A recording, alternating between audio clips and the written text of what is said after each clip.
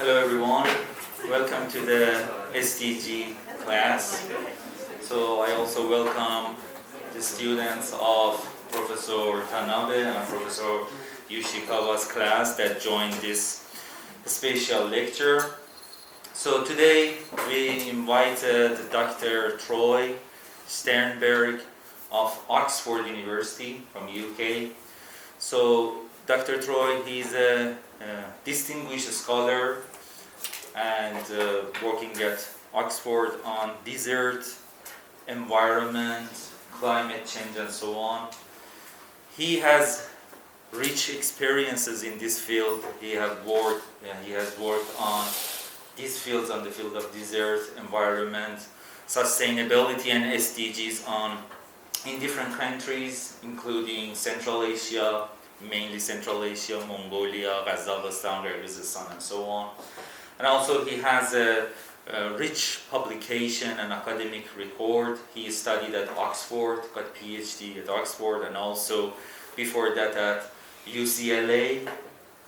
And it's a pleasure and honor for us to host him today at this lecture that he's going to share his experiences on SDGs, environment, and political studies. So, Dr. Troy, please.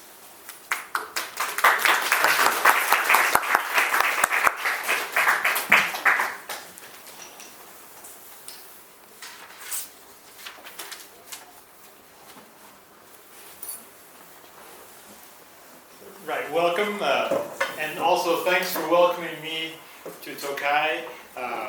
It's great to be at a new university with a new audience, new students, and it's always a pleasure to leave the UK, come to Japan and see what you are working on, what you're thinking. And today I want to talk about Central Asia, about the Sustainable Development Goals, and within that, what this means in politics, economics, and environment. And in Oxford fashion, if you have a question, raise your hand. So at my school, the students participate in class. So if something's not clear, just let me know. It's great. We like the dynamic interaction. So here I start with a picture from Central Asia. This is a painting from the 19th century. So when I say Central Asia and Silk Road, this is what people describe to me. So nomads with their animals going over the steppe, the desert, over the mountains. So this is really our image, but today actually it's much different than that. There are many challenges, and today I want to talk about some of the challenges in Central Asia, and at the end I want to say a few words about Oxford University as well. So here we go on I hope an interesting and maybe a new topic for you. So first I want to start in Ginza in Tokyo, where I was very impressed to learn that children can learn about the SDGs for 330 yen. So that's very unusual. We don't find this in Britain. So maybe you are more advanced in your engagement with SDGs than Europe. So Central Asia. What does Central Asia mean? We hear the word in English. We also hear Middle Asia, Inner Asia, these terms. Usually now it relates to the 5 ex-Soviet states in this area, Kazakhstan being the biggest. So we have China on one side, very important, Russia to the north, Iran, Afghanistan. So it's kind of a remote region, isolated region, but also remember it's a landlocked region. So everything that gets to Central Asia has to go through other countries. Japan's very lucky. It's an island, it has ocean all around, you can trade with anybody. But here we see many other challenges. And up in the corner in the blue are some oil fields in Kazakhstan. And because of the war now in Ukraine and Russia, the West European countries will not take this oil through Russia. So the Kazakhs have to figure out how to get it out through other ways. But not only that, they have to make sure Russia doesn't come and take the land and take the oil fields. So there are many challenges in Central Asia that we don't even think about in other countries. So something about Central Asia. Here's a pretty picture from a festival. They're very proud of their traditions. We see these yurts in the back where traditionally they live. Some still do. The bright costumes, music, singing, the foods they like, the traditions they've developed over centuries. So everywhere we go, they have their own cultures, and it's very strong. It's part of their identity in Central Asia. So ex-Soviet states is very important. Because they were part of the Soviet Union, they're Russian-speaking and Russian-focused. So they get their news, like on the war in Ukraine, from Russian TV channels. So their opinion is going to be very different from my opinion or what we're going to see on the news here in Japan. Because of this, the media, the culture follows Russia, not China, even though they're right next to China. Their main source of income, the economics, is resource-based. So it's extracting and selling oil, gas, coal, copper, gold, things like that. So this really changes how the economics work in the country, because it's about taking something from the land and selling it. It's not about developing new products, new ideas that, for instance, Japan is very strong on. We don't see that approach, nor that middle class, nor those jobs in Central Asia. They have the internet just like we have here. They love WhatsApp, programs like that, Facebook. So they're connected. They know what's happening in other places of the world, though it may not happen in Central Asia itself. So with this strong sense of community comes nationalism, both between Central Asia and the neighbors, Russia, China, the rest of the world, but also between countries within Central Asia. So if you're Kyrgyz, you make sure that people know you're not Tajik or Kazakh. So they even have some fighting amongst themselves that might surprise us. They're very anti-Chinese, xenophobic. They're very aware of what's happening politically in Xinjiang, China, where many Uyghurs are in detention centers, because they have blood relations with people in Xinjiang, China.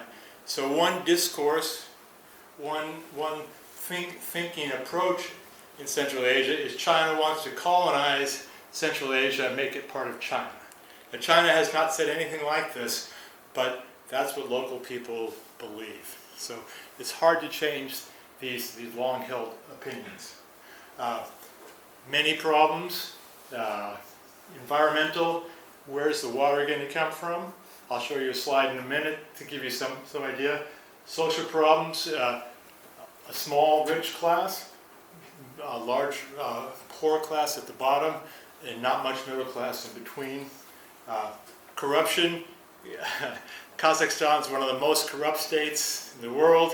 150 people have more than half the wealth of several $100 billion per year. So very small class is very rich. Actually, in my country, in Britain, the largest house is owned by the ex-president of Kazakhstan. It cost near $100 million. So that's where the money's going, not to the people on the ground. So in that context, think of how do we promote sustainable development. And as we'll see a little later, it's autocratic. These aren't presidents or leaders that have been voted on by the people. So it's a very different political system, and they make different decisions.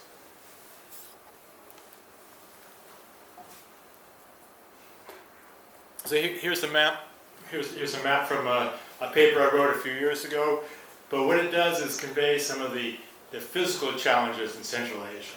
So all the dark brown are mountains. So these mountains here go up to 7,000 meters. So far bigger than anything we'll see in Japan or Europe. So with the vast mountains, then communication and transport's very difficult. This here, the Tokai Pass between China and Kyrgyzstan is 3,700 meters. So it's very difficult to bring goods in from China or oil or other things out of Central Asia because of the physical landscape.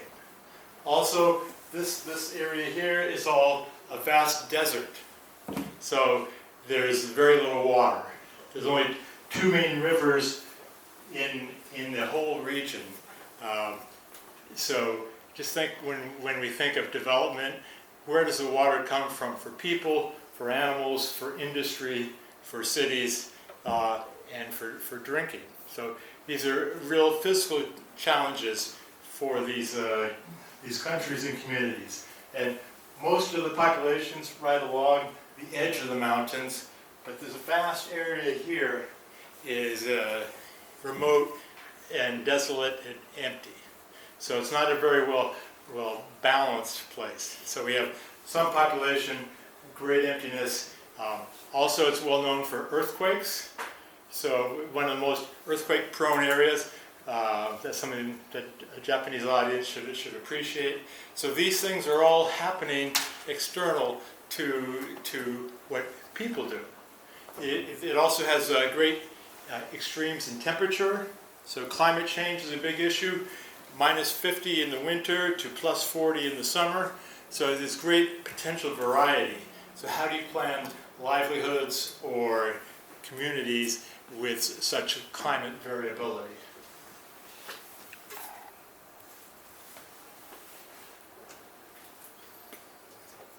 So there are many local perspectives on land and how it should be used. So I think here, and certainly in Europe, we have laws, we all follow the laws. However, in Central Asia, there's this idea of customary rights. For centuries, they were nomads moving across the plains without fixed locations, without fixed addresses, and without private property. So just think if you could go anywhere tomorrow or after an earthquake or after a disaster, it's a very fluid society, and this is how the cultural traditions have built up. But what happens when centuries of cultural traditions say one thing and a new government comes in and says, across this line belongs to me, across that line belongs to the state or someone else. So there's much clash between the people and tradition and the modern forms of governance. So it's something that people believe in strongly. However, governments take their own view on it. I've mentioned nomads, pastoralists, making a livelihood from animals, and because of the very sparse environment, they need to move. There's not enough grain, enough grasses, enough vegetation, so that's why they have troubles with the customary rights versus today's laws.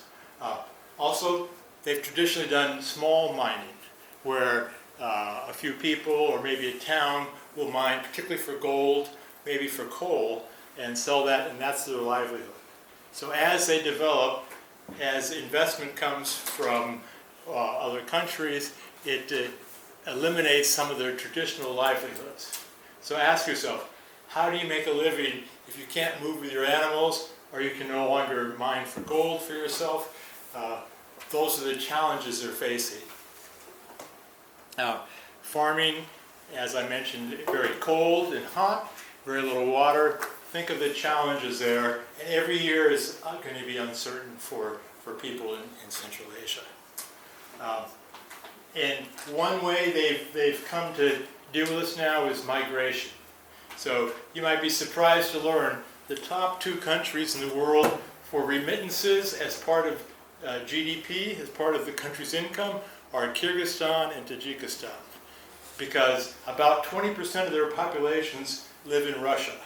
So they go work in Russia, send money back, because there are not jobs at home. They don't choose to go to Russia, but there's not a way to earn a living at home. So men and women are leaving to go work in Russia.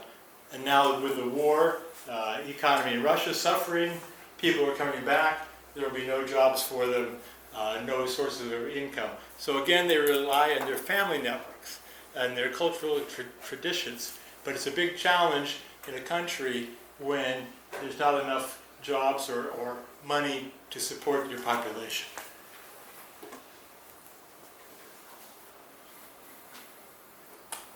So this is what you probably know very well, the Sustainable Development Goals. In Central Asia, it's about reliable, sustainable, resilient infrastructure, economic development, and very important, human well-being. In developing countries, enhanced financial, technological support, least developed countries. I'll show you something about that in a minute. And in my work, we've worked on 6, 9, and 11, water, infrastructure, sustainable communities.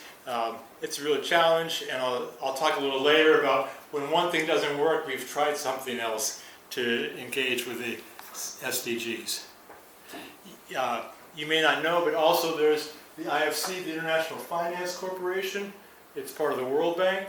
They also have good policies and frameworks that you might apply to your work with Sustainable Development Goals. Because, whoa, we got an extra map in there, but they have labor, community, land resettlement, biodiversity, cultural heritage, and I'll speak more on cultural heritage a little later. So as I mentioned, resources are very important in Central Asia. That's what they have, and they have not worked to develop other sources of income similarly. So foreign investment is key, billions of dollars. Much of it is part of China's Belt and Road Initiative, but I might say Belt and Road is a branding exercise of China in the last 10 years. But really in Central Asia, because they have oil and gas and China needs it, for 15 years China's been investing to bring the oil and gas out to China. So that's been their main economic driver. Climate change, so in a desert, in a mountain, these are going to have extra impact on local livelihoods. Economic development for whom? Oil and gas is great for the elite. They control the contracts, the armies, the police, things like that. But ask yourself, what about people in the rural areas, in villages, etc.? Environmental limits. You can only do so much farming in Central Asia because the soil's bad, it's rocks, it's a desert, or there's no water. So even when the government says we're encouraging more agriculture, is it really feasible? And as students, one of your jobs is to ask questions about everything. And does it make sense? Is it really possible? And for SDGs, just think, what do autocrats, what do leaders choose? Money or promoting SDGs? So when you think about your SDGs, how feasible are they in a country or a region like Central Asia? And see if you recognize people here. I'm sure you do. Yeah. So these are the leaders of Central Asia and some of their friends. This is Karimov from Uzbekistan, a dictator, the only president the country knew since 1990. He died in office. Next to him we have Nazarbayev, the dictator for Kazakhstan, one of the richest men in the world. After 30 years, he retired, but protest in January, since then he's disappeared. So we don't know if he's alive or in Kazakhstan. Xi Jinping, he's trying to get 5 more years or maybe a lifetime in China. This is from Kyrgyzstan. He's in prison now for corruption because there was a revolution. The new president eliminated him by putting him in prison. Putin, 20 years later now, we have a war in Ukraine that doesn't seem to be ending anytime soon. And Rahman from Uzbekistan, president since 1992. Tajikistan. Tajikistan. And he's grooming his son to be the next president. So what we see is autocratic leaders, dictators that just continue and continue. So what is their interest in sustainable development goals is my question. And one thing this leads to is scenes like this. 2020, Kyrgyz overthrow the president. They have a new president.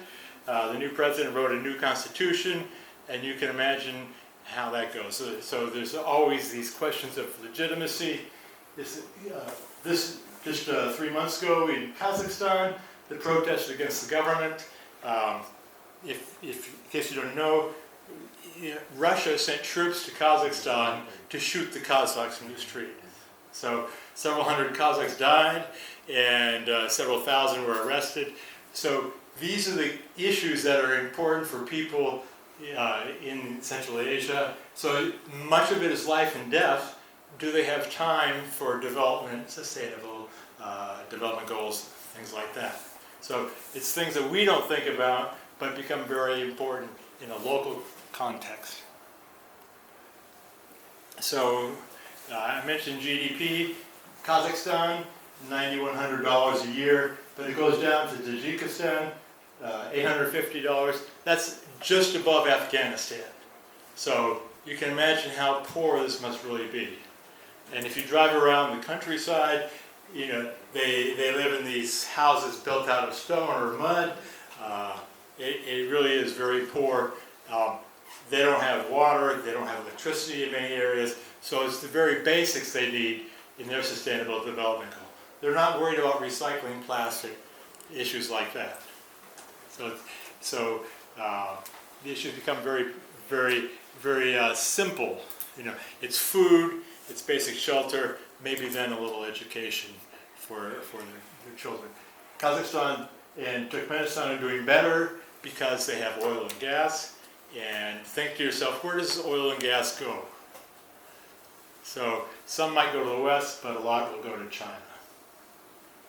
I mentioned out-migration, farming, livestock raising.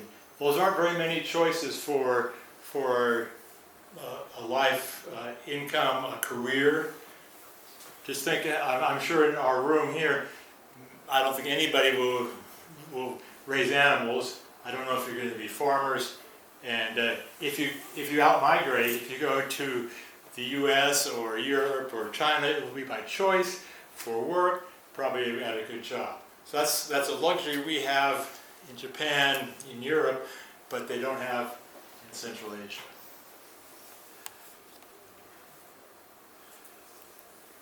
So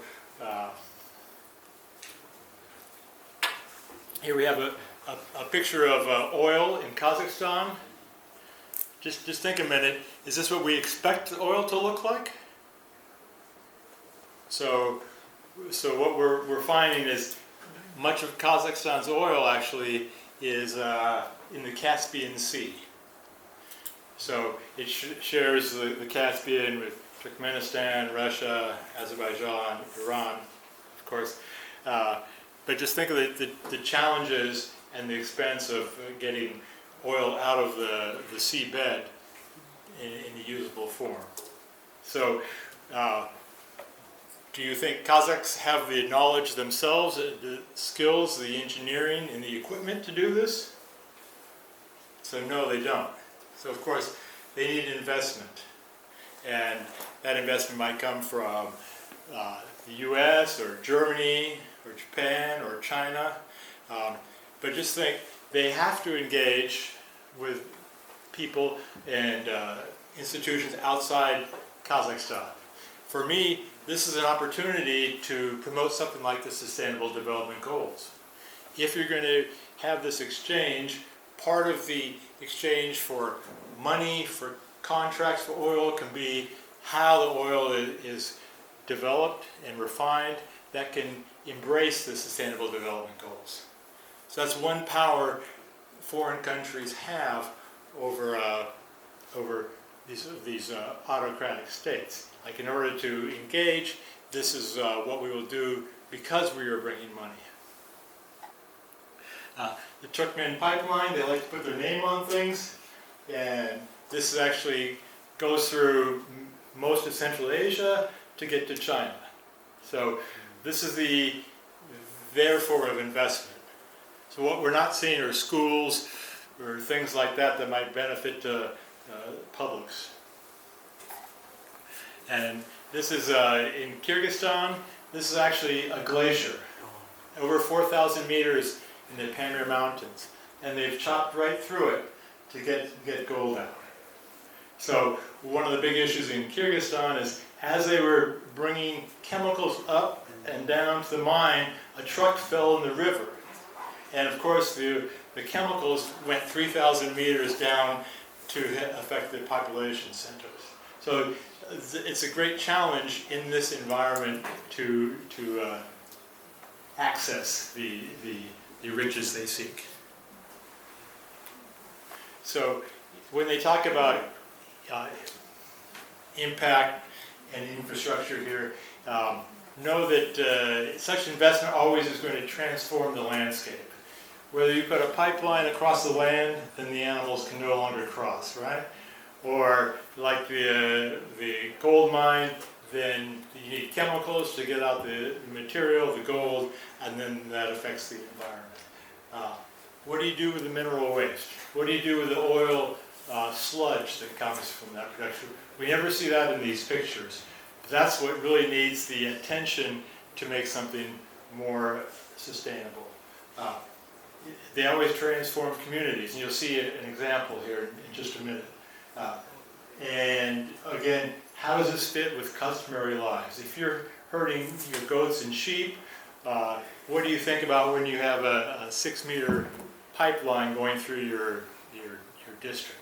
So these become these great challenges. And as change comes, especially to rural areas, in Central Asia, corruption has become a big issue because the mines or the investors know for cash, the police will do what they want. Because how else will you get money in the area without taking a job in Russia or something different? So as there's more corruption, then communities get more upset and they become more nationalistic, and they want to get rid of the investor. They want to make a change, and the only way they usually know has some element of violence to it. I will show you that. So think about this in this context. Where do Sustainable Development Goals fit in? Do they even apply in Central Asia? We have very basic issues we must deal with first. Remember, food, shelter, jobs, these things that people don't have the luxury to think about, oh, is this going to be sustainable?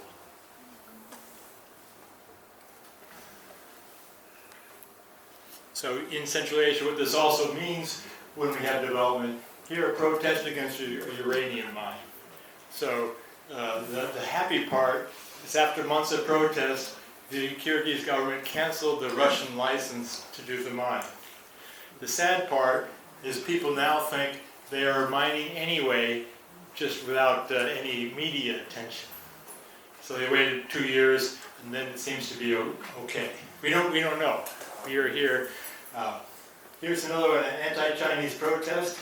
What do the signs tell you? Okay, so if this was a protest just for Central Asia, it'd be in Russian, Kazakh, or Kyrgyz language, right? But instead we see signs very well painted in English, no to China expansion, China go home in Chinese. So these are events particularly made for the international media and international attention. So local people know they cannot get good results from their own governments. They cannot throw them out in an election. They have no ability to change. So they try to apply to an international perspective, an international community, and BBC using an international news service to get their message out there. This is 80-kilometer line of trucks taking coal to China. So these are scenes, we're not going to see in Japan or the U.S., but they're common in Central Asia. So here's a case study that I was working on, and these are some of our team members here. And this is in Kyrgyzstan. So in the mountains, it's near the road to China. So it's a gold mine run by a Chinese company. They spent $100 million in this one area on this gold mine. So it's very large, and of course, in that area, it's enormous. And the amount of money is mind-boggling for these local herders. So they're still riding horses to herd their animals, and next door is a $100 million investment. So you get the idea of the landscape, the mountains in the background, and in there, this is what the mine looks like. But they can't see it, because what the companies do and the government supports, they put a giant fence around it so no locals know what's happening. And these things become the issue, and locals always will think the worst of a foreign company, not the best. And then you see all this. So this pasture, of course, will never be a pasture again. They're just making these vast hills of all this soil they've extracted to try and find the gold. But in this community, they took action. It may not be the action the government wanted, but one day they had enough and decided to start this protest. And what are the protests about? It's about jobs. It's about the water taken by the mine. It's about the pollution of the water and the soil. Their animals, they say their livestock get sick, so that they cannot sell them. They don't want to eat them because they fear they will get sick themselves. They say no community benefit. The mine comes, take the soil, any money goes to the capital, to the government, to the elite people. Company does not talk to local people because there's a fence. They barricade themselves in the mine. Pasture is fenced off, they lose it. Stops local mining. That was the livelihood for this village of Sultan Sare. And the government supports the mine, not the people. So think of how these fit into many of sustainable development goals. About work, about water, about life on land, about sustainable communities, etc., etc. So a lot of these things could be addressed through the Sustainable Development Goals, but in that situation, it's not even mentioned. So this is what happened. On August 4th, 2019, so about 6 weeks after our team was there, the locals started protesting, and they actually marched up this road to the mine, and with sticks and stones, smashed the gate. And the Chinese workers came out, and they threw rocks at them. Several of them ended up in the hospitals, and then the mine closed. The army comes in and closed the mine and tried to disperse the people, and so that was very chaotic. It's on YouTube. You can watch the video of it. Of course, it got much attention in Kyrgyzstan and Central Asia.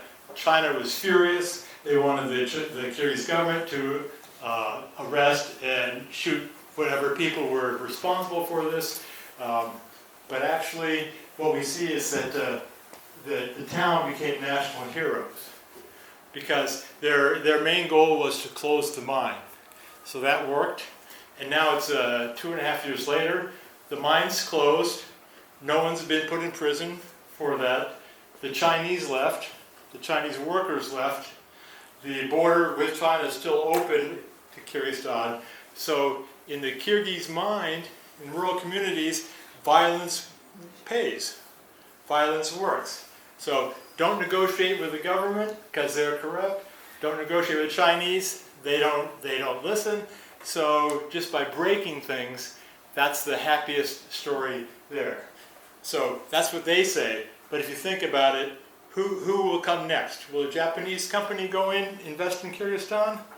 Probably not, because they know what might happen is your mine, your road, your factory will be destroyed. So it's very hard to develop a sustainable lifestyle or practices when you still have to deal with the very basic elements of life. So that's where we are in much of Central Asia. So what we did, so after that we could no longer go back to the field site because it's closed by the government doesn't want foreigners to be there.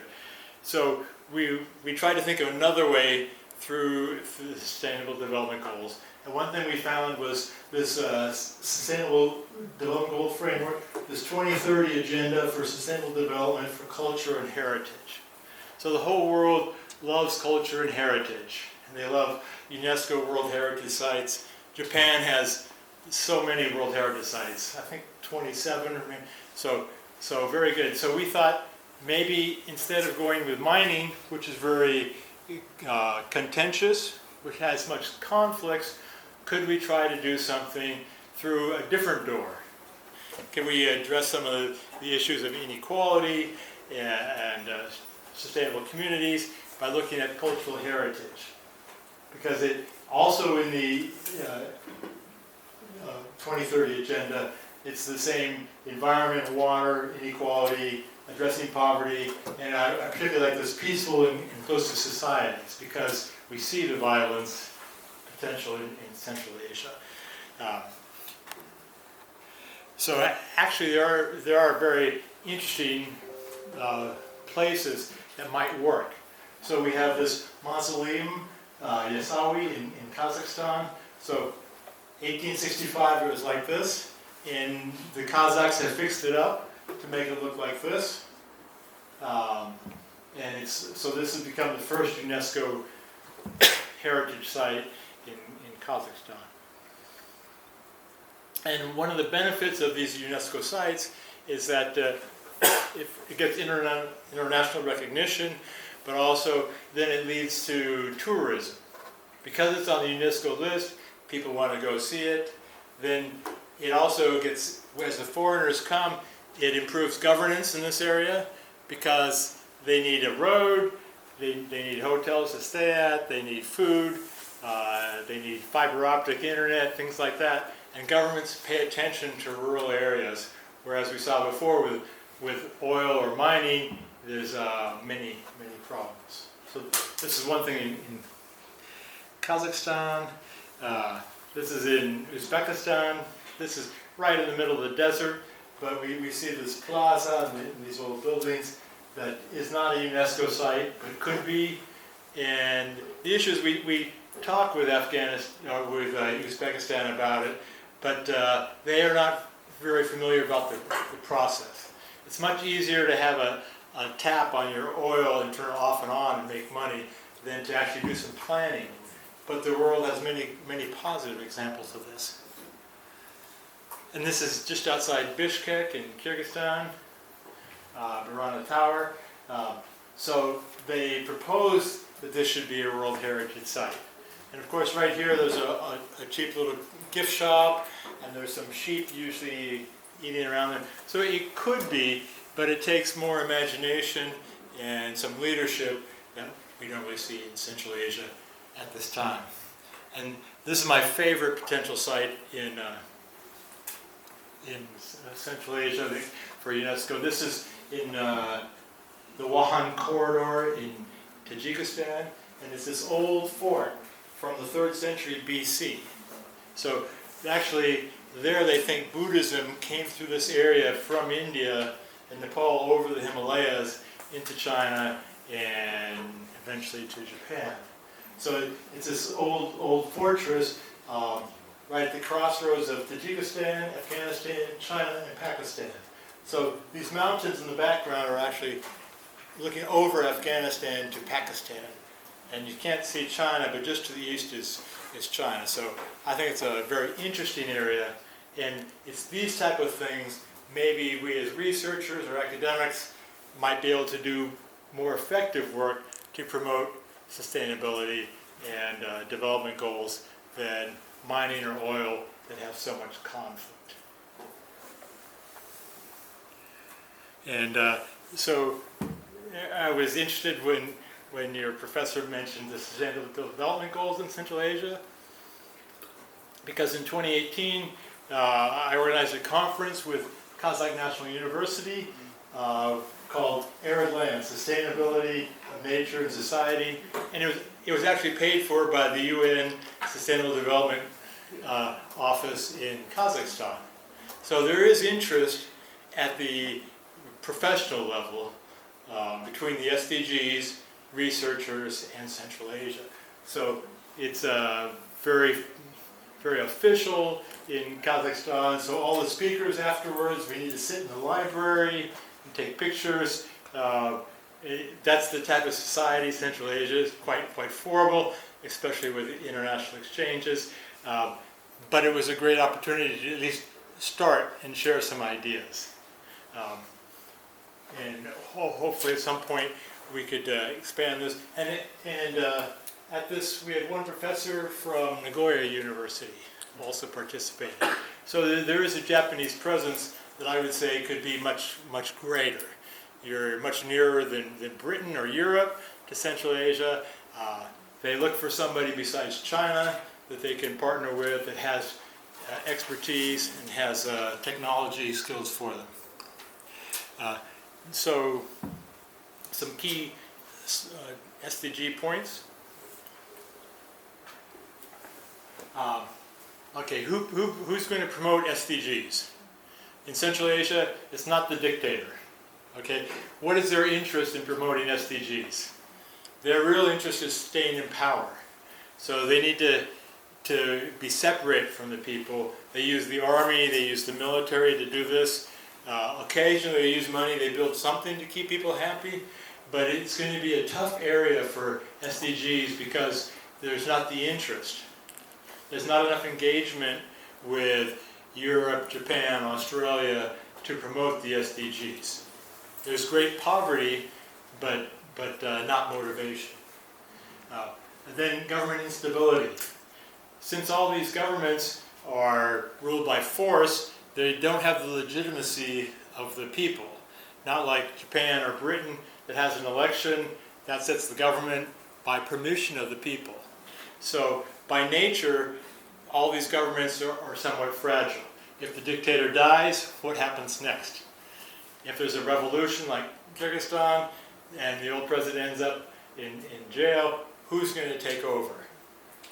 And once they leave, where does the money go? Can they get the money back from Nazarbayev and Kazakhstan? These are some issues. So they are not stable countries to make long-term plans. Civil society, is there national and international engagement? Can people talk to each other? In Kazakhstan, there's a limit on NGOs and social organizations talking with each other. So here you can, or Britain, or even some other countries in there, like Mongolia has thousands of NGOs. So it depends on how open the society is. So I would say Central Asia is not open for other ideas, other information. And that's where the international engagement comes in, even between each country. Like right now, the border between Kyrgyzstan and Kazakhstan is closed because they're fighting, and between Kyrgyzstan and Tajikistan. So if you can't even talk to your neighbors, how do you have international engagement more broadly? And dependent on resource extraction. So where is the middle class? Where are people creating new ideas, new businesses? Can you name one Kazakh person or export? I mean, just think of that. Whether it's cultural, musical, a product, it's not a society that encourages this type of growth or engagement. As I mentioned, they're landlocked, so all products have to go in or out from other countries. So they're isolated. Now with COVID, to even fly in is very difficult. We had a Kyrgyz professor who was here last week for some meetings I had. He had to fly from Kyrgyzstan west to Istanbul, then all the way back to get to Japan. So it took him about 30 hours between flights and waiting in different airports.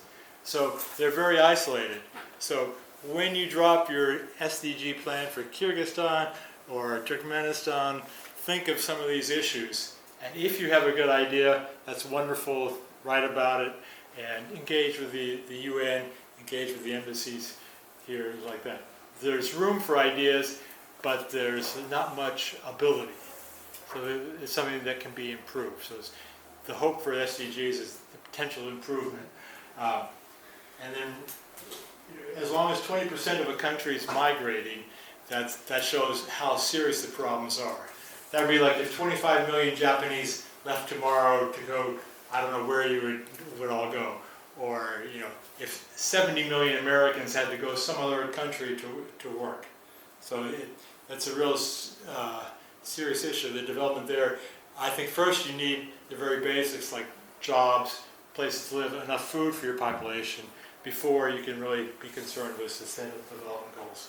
And when it's sustainability versus survival, human nature always goes for survival. So these are going to be the challenges you'll find in looking at the SDGs in Central Asia. Okay, before I finish, I'd just like to show a few slides about Oxford. So it's a very old university. It has one way of doing education. So that's why I'm happy to come to Tokai, see how it works here. But Oxford University started about 800 years ago when Genghis Khan was laying waste from Mongolia to the Middle East. So very old, very different things were happening in different times. Japanese has a very old history, so think of what was happening, what era was it in 1200? So very different. In UK, Oxford University was the first university, and it's quite unusual in that it's got the university, but it also is made up of colleges. So there's two approaches happening at the same time in Oxford. So we have the university that sets the content and the structure of the degrees. It organizes the lectures, exchanges, all the regulations. It marks the exams, awards degrees. So it's the most important part. It sets the framework for everything the university does. It approves the graduate students for admissions, organizes the classes, etc. So that's one thing. Like this would be part of the university. But the colleges, of which there are 38, and every student belongs to a college, is for the accommodation, meals, we say pastoral care, but the everyday life of students. And for undergraduates, you also have your tutorials, which is 3 or 4 people and the professor discussing the themes, sustainable development goals in this case. And that's where we also select the undergraduates. So for geography, I interview undergraduates. So every student that comes has an interview, has 2 interviews before they will come to geography or classics or politics at Oxford University. So we have the 2 things going at the same time. So it's quite unusual in that way. And this is my college, Worcester College.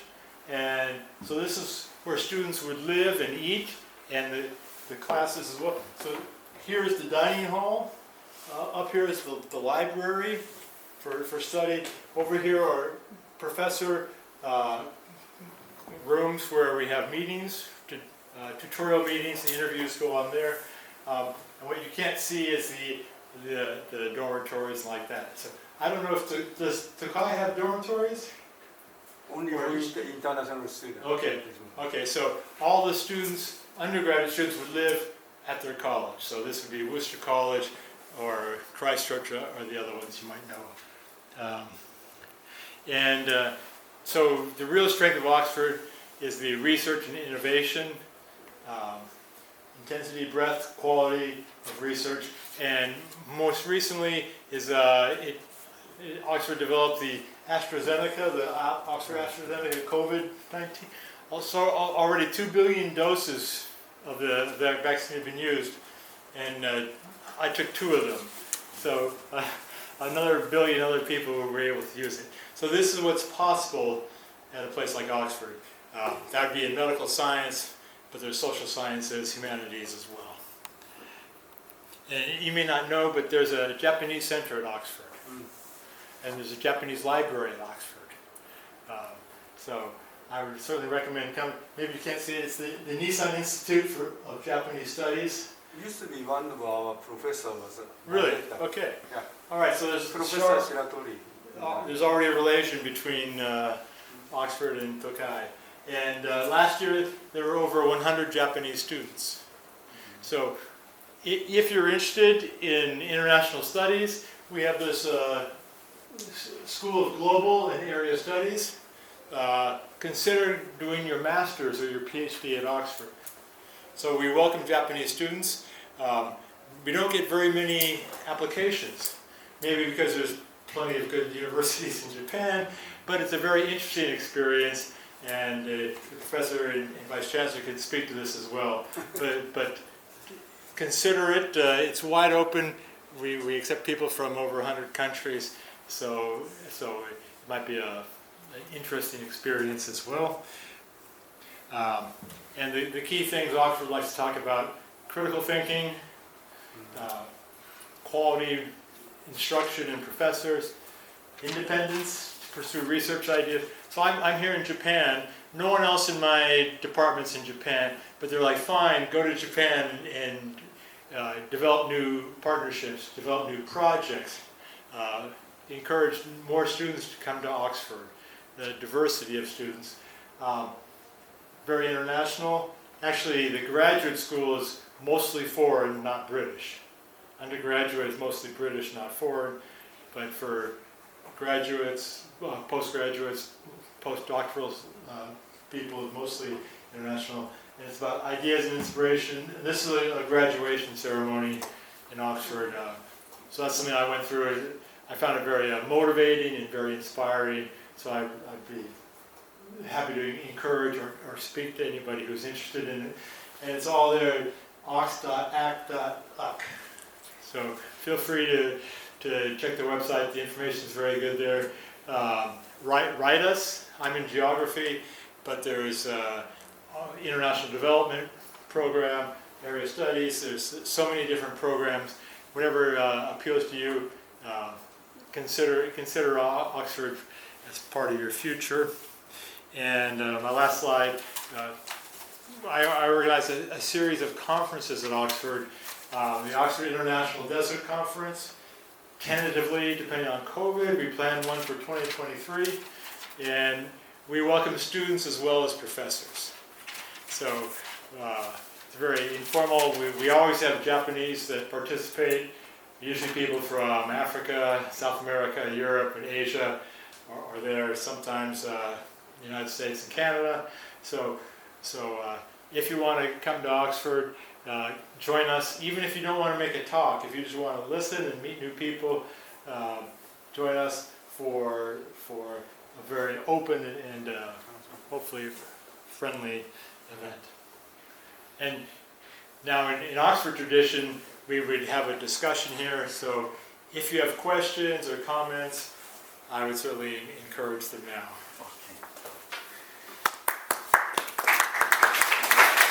Thank you very much, Dr. Troy, for the interesting and comprehensive presentation that you had. So is there any question from the participants on the... Any question?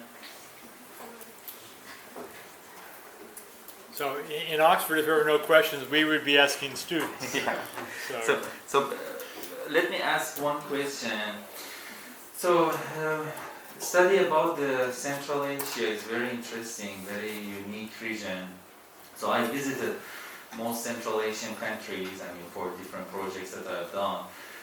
Although most of these countries have a similar background, ex-Soviet countries, same language, very, similar culture, but they have lots of problems with each other, as you have mentioned, Kazakhstan, Kyrgyzstan, Uzbekistan, Tajikistan. But when we are looking at each of these countries, their close friend or partner is Russia. So do you think this is a Russian policy that make all these countries depend on Russia, but they don't have very friendly relationship with each other? So this is my question. I'm told by professors that yes, that's the policy. So between Kyrgyzstan and Tajikistan, both bordering China, when sometimes Putin tells Tajikistan to have some little border skirmishes and they start shooting each other. So for the last 2 years we've seen this. So professors tell me they think it's Putin orchestrating it, so Russia orchestrating it to keep them dissatisfied and always fighting, because if they fight each other, they don't have time to fight with Russia or to change policies with Russia. Also, they're part of the Eurasian Economic Union, Kyrgyzstan and Kazakhstan. So Russia wants Uzbek and the other ones to join as well. So by having the fighting, Putin can then say, well, if we were all brothers in the same organizations, there wouldn't be any fighting. So I think there's some truth to what you say. Okay. So one question. Can I? And seems like it is at the same race, same people. Well, it's not. yeah. Because who made those when the So Soviet Union breaking down? Who made those national borders? Stalin withdrew the borders in the late 1920s for these republics, and they're very uneven lines, and some are even little islands within other countries, because he did it by ethnicity, so they can be represented in the USSR, but they don't go by geography or anything like that. So it's just one man, Stalin, as they say, he had a giant pencil and he just redrew Central Asia. Same as Africa's border. Same as Africa. And in 1990, when they were free, there was briefly talk of making Turkestan, making the 5 countries one. And that would have been much more effective for development. They wouldn't spend so much money on military, etc., because they would be the same country. And they all speak Russian is still the language of the region. But which Russian didn't want to. Well, I think the individual dictators, better to be a dictator of Uzbekistan instead of vice dictator of Turkestan. I think it's just human nature of lust for power kept them from agreeing. Okay. Now, regarding this, the how can I say the Russian strategy, that so that each country they confront with each other.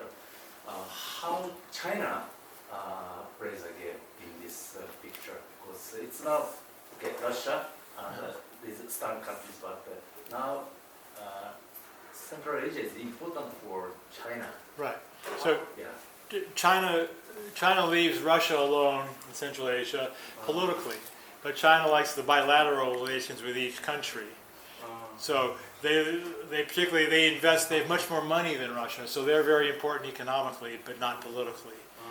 So they make their deals with each country, and like this pipeline from Turkmenistan to China, China's the one that makes it work in each country, either by benefiting Uzbekistan or saying, if you don't do this, we won't invest or pay for other projects. So it's quite interesting. China's very important economically, but not politically, in the same way Russia is important politically and culturally. They still get their media and their news from Russia. The language of government is Russian, it's not Kazakh or Uzbek. So how Russia respond to this Chinese strategy in this Central Asia? Well, they seem to accept it because they are not threatened politically, and they don't have the money to do the economics. They don't have the factories. They don't have the cars, the washing machines, all that China does. So they don't really compete. It's the political sphere and the economic sphere. So there's some Russian mining, but basically there's not much Russian economic influence. It's all political. And they have military. Russia has military in Tajikistan and Kyrgyzstan. So maybe that also helps China focus on the economics. Thanks. Yeah. Let me ask one question. You have a student. You have a question? So let me ask one question regarding the SDGs progress and future in Central Asia. So you mentioned that the demand for SDG development, developing SDGs, would not come from leadership in Central Asia because it's not their interest. They are thinking about other things. And on the other hand, people also might not afford. In the local level, they afford. For example, urban regions or some tourist activity and so on. But in the macro level, they don't have that much affordability. So one solution is that the demand can come from the international investors. You see, for example, when Japanese companies are going to Central Asia, when JBIC, Japan Bank for International Cooperation, wants to put money over there, they cannot put the money in a polluting project, in a coal mining project. They need to go for clean. And in the current government of Japan, this transition to the greener is existing.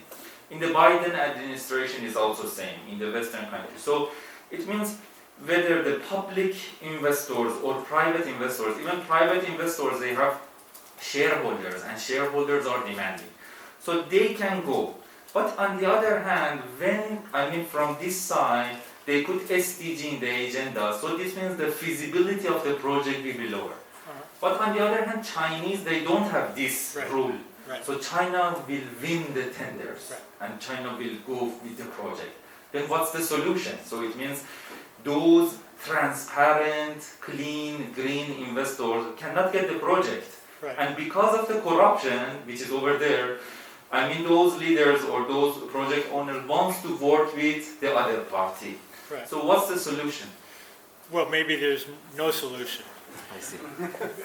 until the governments in Central Asia are less corrupt for whatever reason, or maybe China decides not to invest because of the violence. They are not investing. They've reduced their investment in Kyrgyzstan because of this violence.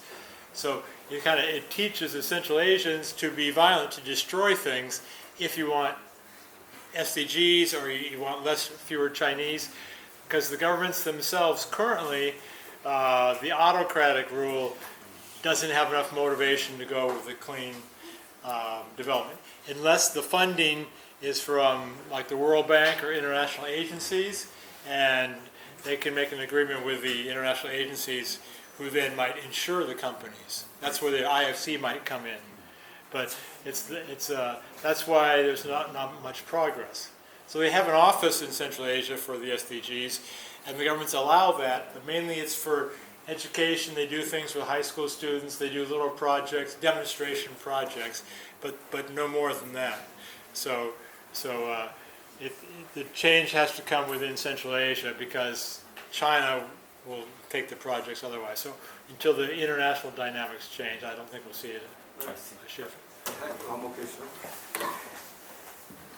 As a sustainable developmentalist, I have a fundamentally, even a natural gas or gas lines, and it is their own resources in order to develop themselves. Why they cannot use it?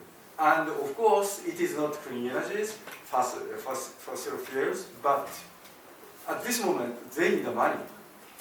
And if you go into maybe cultural site, development, sightseeing place, it's taking a long time. At the same time, you cannot make much money.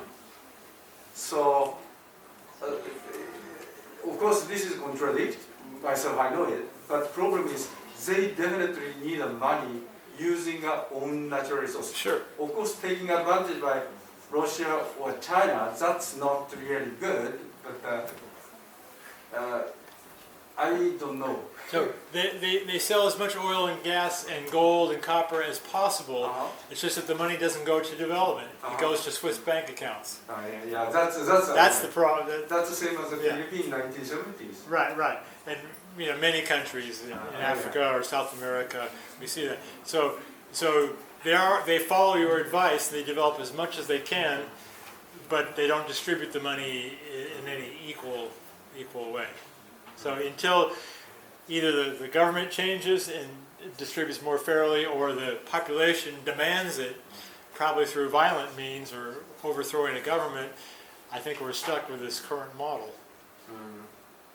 Can I just look at the gas pipeline? Which you have a Sure. picture? Okay, wait. That you passed it. Oh. Oh, this one? Yeah. I don't know how big it is. Like Alaska's one. Right. Yeah, intentionally they went to bring up, so animal can go through it, right? Right. They don't have the same concerns. Oh, They have the same problems, but not the same concerns. Because who will tell them? Herders, nomads with animals have no political power in Central Asia. Yeah. Culturally, they dress in the costumes and they have their horse meat feast. But when it comes to building a pipeline, it's whatever is usually cheapest for the Chinese company that's constructing it. Yeah. Unfortunately. That's very unfortunate. Yeah. It's Even the middle of costing not so much, just raise up and animal, even their cattle going through to the right, grassland. right. And other countries have done this, so if they could do it. It's just not important enough to. This one shows very well. Okay, so is there any question from the side of the students? Okay, so if there is no more question, please join me to say thank you to Dr. Pro. Thank you very much. So, shall we have a group photo also? Students join here and then we have a photo together.